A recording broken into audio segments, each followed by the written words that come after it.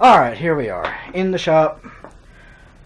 2015 R3, not doing so hot. June 19th, got stolen. It was a lovely bike, and now that's what it's been reduced to. Thankfully, my family had a shop that we can use to put it back together. It didn't come, I didn't find it this way. This is just a tear down, doing some cleaning up today. Over here, I've got all of the parts that I can't use anymore. The headlight housing was busted. When I finally got the bike tore down, you can see right there is where it would mount to the frame. Completely destroyed. They busted it. It was just hanging there. I have no idea how they managed to do that, because all the fairings technically, well, most of the fairings were still on there. There's the rest of them there. But overall, I think the motor's good, but I can't test it because the ignition is absolutely trashed. It just wiggles in there. You could take a screwdriver and just twist it, and it's garbage. So there's not a whole lot I can do with that. That's going to have to be replaced. They did a weird hot wiring job here as well, which I'm not really sure what they were getting at. I've never stolen a bike, so yeah, no idea what they were doing. I've also never rebuilt a bike either, so this is a learning experience for me. So if I do a lot of stuff that doesn't make any sense, just roll with it.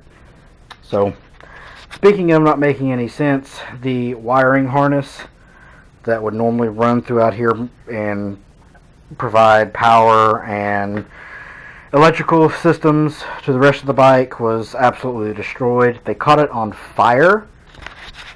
How they managed to catch it on fire, I have no idea. But here is the wiring harness.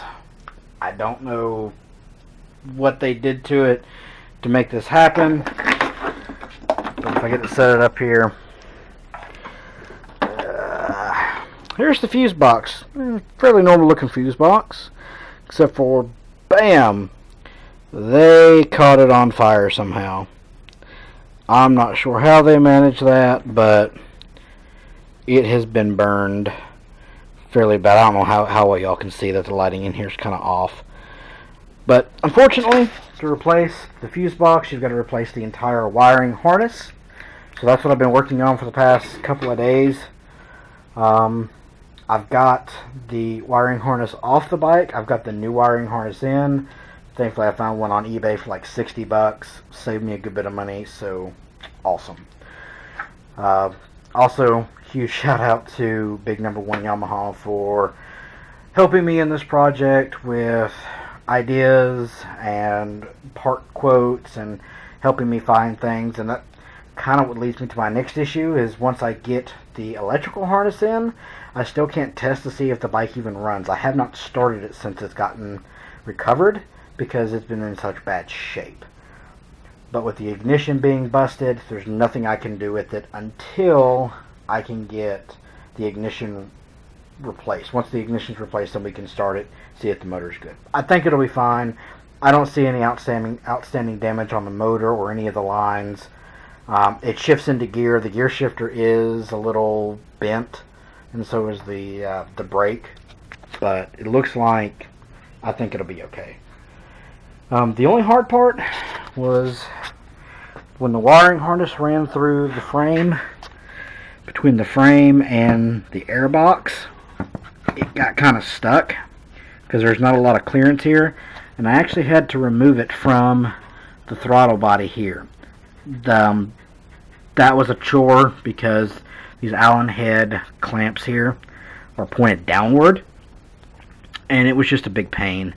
But thankfully there was enough clearance down below this reservoir tank back in this area where I could get to it. Wasn't that big of a deal once I got the clamps loosened. But I'm going to record, and I'm going to make a series out of this. It's a little weird talking to the camera because I've never done this before, so you see my face, I see a little blinky light. So if I'm a little socially awkward, okay, I was socially awkward beforehand, but this doesn't help.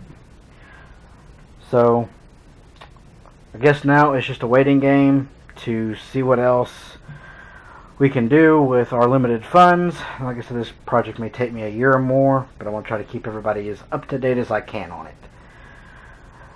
I've also got this should go on the Facebook page that I've created recently. If you haven't jumped over there, I'll put a link in the description where you can jump over there and kind of follow pictures and posts that I'll make along the way. Maybe get some of y'all guys' input on what direction I should go, because my intention with the bike is to build it better than I got it. So better looking fairings, probably going to go with the Demon Eye headlight setup with the HIDs, or not HIDs, excuse me, the projector halos. Probably go with the Yoshimura R77 exhaust can. Not going to replace the pipe. Well, at least I don't think so. I don't know if I want to go through the extra cost and problems of installing a dyno jet. Although I will admit, with me having the bike tore down as much as I have already, installing the dyno jet may not be that difficult, but it's an added cost. I don't know if I can justify doing that for the little gain. Not to mention the full exhaust setup is rather expensive. Wheels and tires are good, and brakes are good. It looks like mechanically everything is sound. I am going to have to replace the rear sets, so the rear sets are something else that are going to have to be replaced. Haven't decided on which ones I'm going to go with.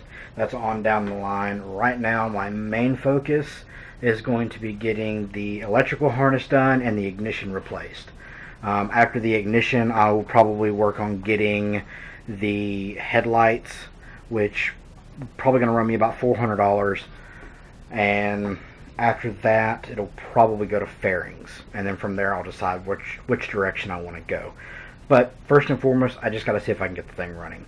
So, till next time, peace out.